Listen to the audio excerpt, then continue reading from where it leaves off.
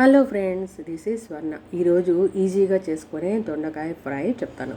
కొంచెం ఎక్కువ ఆయిలే తీసుకోండి. అది వేగాక ఒక స్పూన్ జీలకర్ర వేయండి. ఇలా గుత్తి వంకాయల్లా కోసుకున్న దొండకాయలను వేసి కొంచెం సాల్ట్, పసుపు వేసి మూత పెట్టేసి మంచిగా మగ్గనివ్వాలి.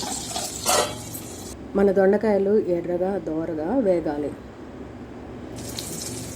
చూడండి, దొండకాయలు మంచిగా ఎర్రగా వేగిపోయాయి. ఇప్పుడు దీనిపైన కారం వేసేస్తాం. కారం కూడా వేసాక మరి కాసేపు వేగనివ్వండి.